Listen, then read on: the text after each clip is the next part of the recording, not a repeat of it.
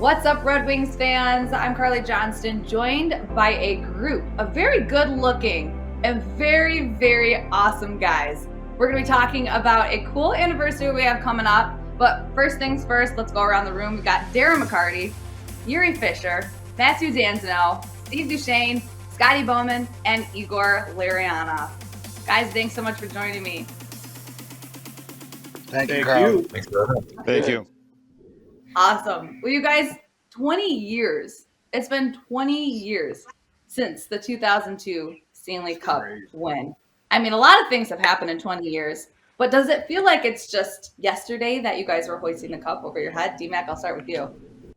Obviously, June's a great month for all of us because that's when the anniversary season for the Cups come around. So whether, just celebrating the 25 years of the first one, I think the memories flood back. What I remember watching the clips back is how good Dandy was at always capturing pictures and video, and to this day, just all the different stuff we've seen. So, you know what, kid? You were really, really fast. You had really, really big feet. You did a really, really great rock impression, but you documented for all of us. And I think 20 years later, that's the one thing looking at these guys, obviously, looking at Fish and seeing how young he was and how impactful he was for our team that year, being a young guy, and looking at Duke's teeth, because we all got these teeth, and we all remember about how tough he was. And obviously, Scotty, it speaks for himself, but to be part of the last championship that he held is honorable. And then what do you say about the professor? I mean, he's got a wine called Triple Overtime. Because and Dandy, you got good feet, buddy. You jumping out of the way, surprise. If that was Homer, it would have hit him in the butt. But it was Dandy, because Dandy's got moves. So those are just some of the things. It's always great, like you said, Carly. And for the triple overtime goal, I don't know. I'm not sure what happened, but Igor was so patient. And I think I jumped out of the way about 3 times. Like, it was so, like, is he going to shoot? Like, he faked me out too. So I just want to get out of the way. Iggy's just like, he's got the wine and just, and then finally the backhand. That was awesome. Well, you know what, guys? I can see that goal and the breakout when the Steve Duchesne get the puck out of the zone, and then I put it to Homer. Homer make a drop pass, and then I saw Mathieu driving wild, and Scotty would be happy to have a offensive D-man join the rush. So it's a modern game now. 20 years ago it happened. So, but that was kind of to me indication. So what should I do if I can see like a defenseman join the rush? I usually kind of like trying to reward a D-man joining, because you've been spending like a lot of energy to go there to get to the position to receive the puck. Then I saw the guy was diving, so like for interception. So I took my little time and then decided like, well, then I see you in front of the net. And there's no way to shoot. Then I took more time, and then put it backhand top shelf. But the game, yeah. You're like, you got like 300-400 goals. I got about 60. So you're just playing the percentages. You did well by shooting. But then I game 4 when Fish was making a fantastic pass. Like, remember Fish that goal? When backdoor tapping. I was on backdoor tapping. Backdoor. Yeah, I didn't expect that from you. So I thought you're gonna get the puck down deep. So behind the net, but you found me right there on the side of the net, and there was a great pass by you. Fantastic pass and good vision. It was a fake there. When you watch the 10 seconds or 15 seconds prior, I got one shot on net. It rimmed around around the corner. It got back to me again, and you were wide open. So it was a set play. We practiced that for years. Good stuff. Good stuff. That series was a lot closer than we maybe didn't expect it, but we had to take the goalie out to tie the game. Brett Hull tied the game on the deflection. Is that right? Yeah, and then we had all those long overtimes, which I think the team that would have won the game, because it didn't last till the game ended over after midnight. The next game we had probably the best game we had because they didn't have much left. Yeah, and I think Nick shoot the puck. I think Nick shoot the puck from the blue line. Yeah, for the Took the goalie. Yeah. Yeah, it was and then waist high deflection. He tipped it.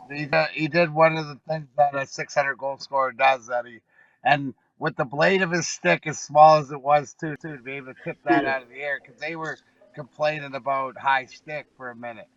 you know, Scotty, I had a bet with Dominic Hasek before the game, game 3. So that 2002 was a World Cup of Soccer in Korea and Japan.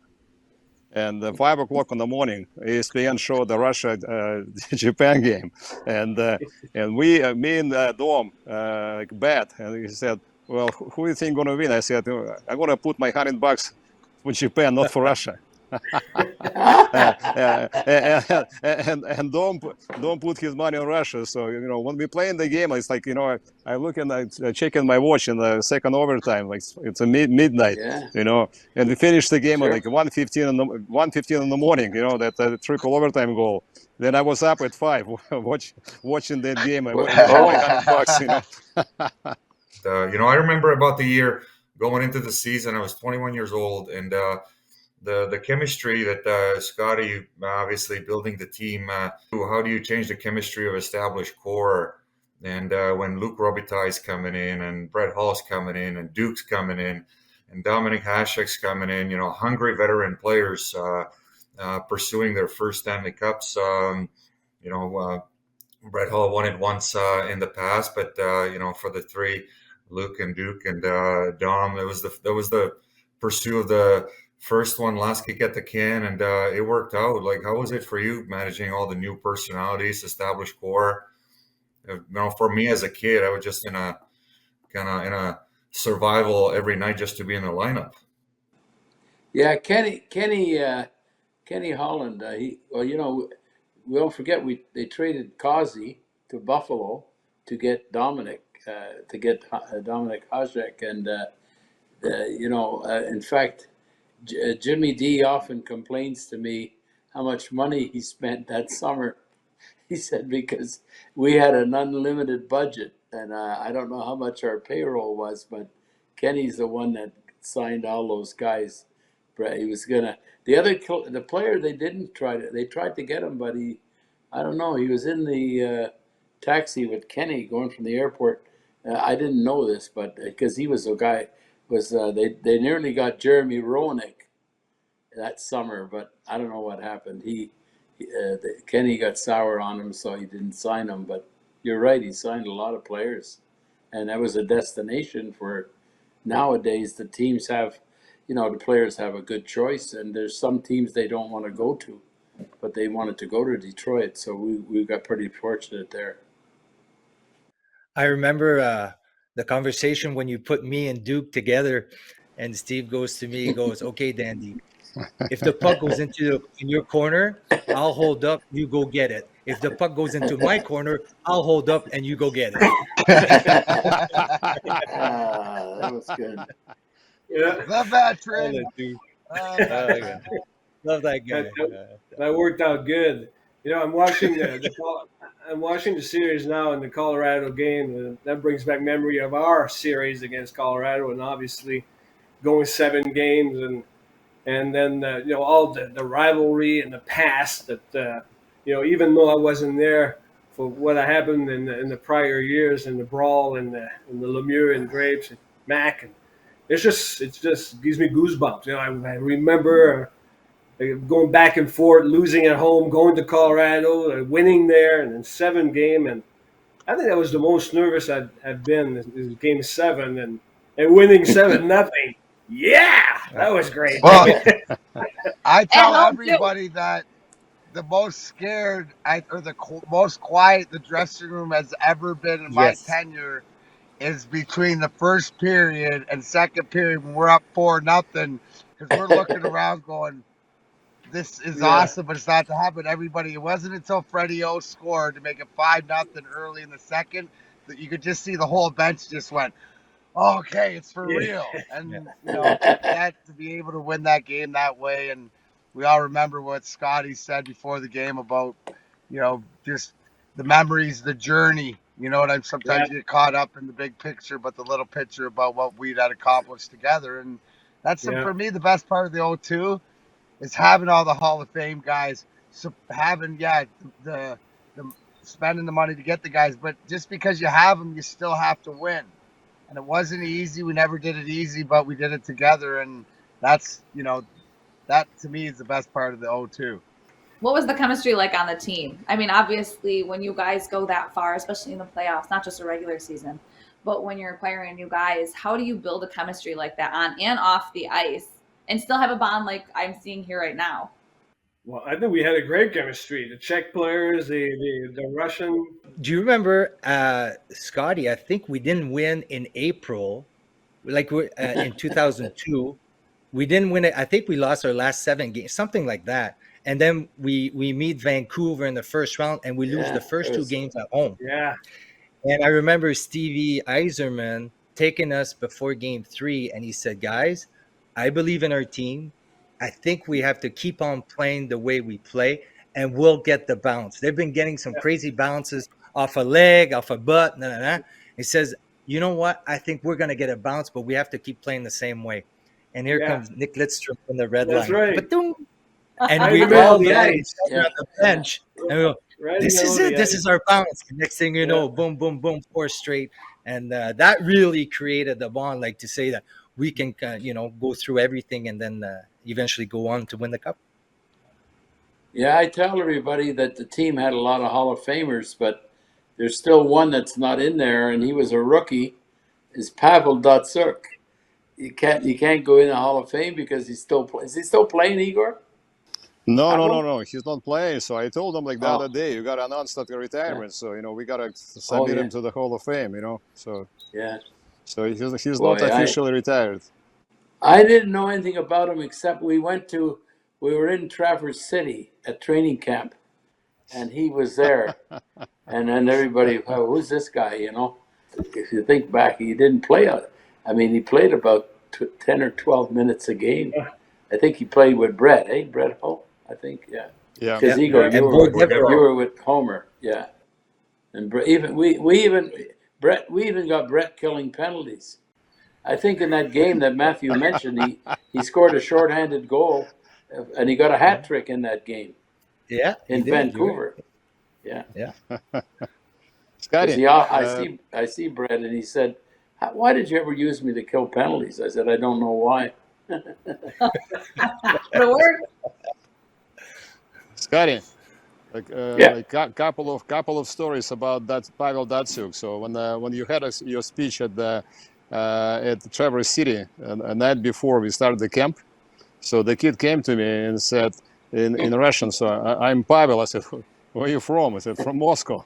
And Mr. Bowman said, "I should live with you." I said, "Okay." Then like on I think 4th day, so we had a fishing, we had a morning skate and workout, and we go in the boat to fish, and then we got a couple of king salmons, and we bring it to the restaurant at night. And I said, "Pavel, you know what? I forgot in my car like a bottle of nice Chardonnay. Can you go get it?" So he goes back to the parking lot and bring a Chardonnay, and you driving to the intersection. And he saw you, and he put the bottle behind his back, and he goes inside. And next morning, you ask me, how was your dinner last night? I said, it was good. It was good. So what you had? I said, I had pasta, I had salad. So what do you had? I said, no, we drink some orange juice. Pyle was bringing the bottle of wine, and you saw him on the intersection. Said, he goes, well, I saw Coach Bowman driving his car, and I was bringing that bottle of wine to the restaurant. Good memories. He was good. Yeah, he was very good, and still, he's a hell of a guy. And Iggy, I was sitting on the bus right behind you guys. You guys were always the first row right behind the coaches. And, after every game, what an experience when, young Pav can sit next to you. And, you guys just talk about what happened in the game and, calm a young player down and walk him through the process. So You guys were, talking in Russian and doing your thing, guiding a young player and passing all the experience. So I really think that's vital. That really was our secret, and you had Dom. Obviously, Dom had an amazing year. So. But Dominic to get those back-to-back shutouts is something. Yes. I mean, that 2-0 game in game 6, was that the game that Patrick caught the puck and He did. put it up in the, I That's think it was yeah. Steve, Right. Steve or Shanny. Shanny put it Yeah. out, or somebody. But I always thought like Patrick was such a goalie, and it's really hard for a goalie when a guy has been as good as he was. The guy in the other net, Dominic, was just. I mean, he was at the end of his career maybe, but back-to-back shutouts was something. Yeah. We didn't need it in the 7th game, but he still shut him out. He always scared us when he went behind the net, tried to control the puck. Say, "Stay in your net." He got bored sometimes. He got bored. When we beat Colorado, there's no way in my mind we were going to lose the cup after, even though Carolina had a good team. For me, in my mind, that game 7 was, I felt, oh man, this is it. Going to be my first cup, But then I said, oh, don't think about it. Don't think about it. Carly, let me go back to the game 6. Game 7 in Detroit. So when you sit before the game, before the puck going to be dropped, and then you realize, you look around, you see the players, you see the great, I would say maybe one of the greatest teams put together by Scotty and the coaches staff, and you kind of go deep inside of yourself and see what could I do, what everybody could do to make it happen, because it's coming back from a toughest game in Denver, winning 2-0, so game is tight, and obviously you won 2 Stanley Cups before, and now with this kind of people around you, and you look around and see this is the chance to make something special. So, and then commitment and focus, and Scotty came also in the locker room before the game, and he made a short speech, but a very very right to the point. It's guys, it's you gotta just enjoy it. So it's it's a game, and nothing else should be said more. And we came around and like crazy and scored 4 goals in the first period. It made that game very uninteresting, because sometimes you want to have a long game and the overtime, this and that, but we kind of crashed in the first 10 minutes. We got 4 goals straight, and then took the lead, and the Avalanche were basically done. I remember that speech. You're right. I remember that speech. It was so tense in the locker room, and Scotty came in, and wow, it felt great. I felt so much relief. Let's go. We're gonna go play. And but before that, man, that was tough. That was a tough getting dressed. So thank you, Scotty. It seems like we were the team to beat, and we our average was 31 years old. That was the team average, and I played with Chelly, who was 40 years old at the time, and Iggy, obviously, you had your hockey life on both continents, and then being a superstar when I was growing up, and watching on the international scenes, and so it was for me as a kid, I was 21 years old, and my son just turned 20. I look at them, and how lucky I was, doing the things at 21 years of age. Most kids are just entering college now, in their hockey days, and it was just how professional everybody was. Before the game started, everybody put their egos aside. The game went on, and then I saw that obviously guys came from different backgrounds, and they were superstars on different teams, and they were, like Scotty, you mentioned the 9 Hall of Famers. The posters were being printed out, and Pavel, who knew that he was going to be the 10th one, 20 years later. And don't forget, Luke Robitaille, Brett Hull, they're used to playing probably 7-8 minutes more, but we played 4 lines and 6 defense, and I think that showed that it was a team.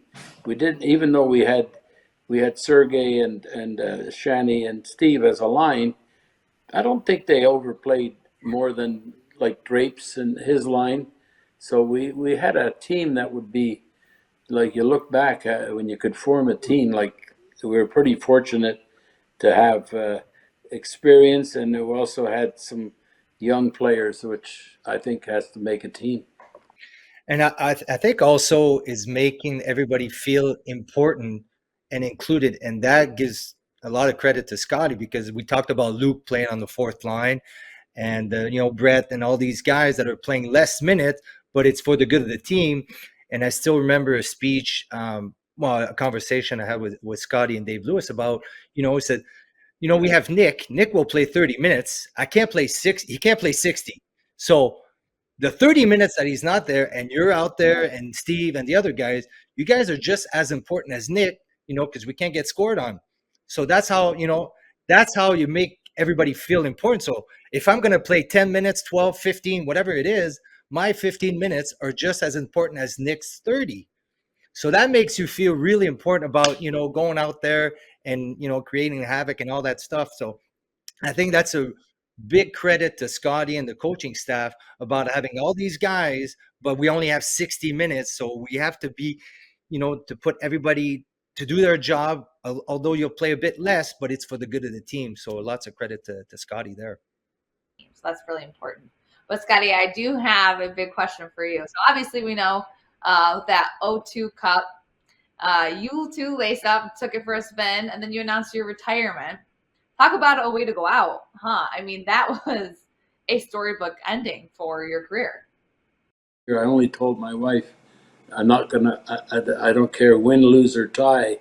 It's easy to say it now, but I wanted to win so bad that I think I felt that this is a way to go out, and so that's what I felt myself. Is that I made my mind up at the Olympic break in February that this was going to be my last year, and I was very fortunate that the team won, and it made it a lot easier.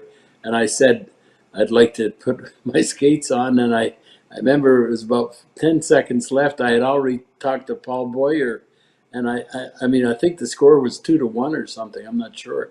And Shani put it in the empty net, but I told Paul, go get my skates. I said, I took a chance with about 10 seconds to go, and he had my skates ready to go. So that's how it happened, and anyways, the rest is history. But thank you so much for joining me on this 20-year anniversary special. Happy anniversary to all of you. It's so great to see all of your faces and be able to chat about some great memories in Detroit Red Wings history.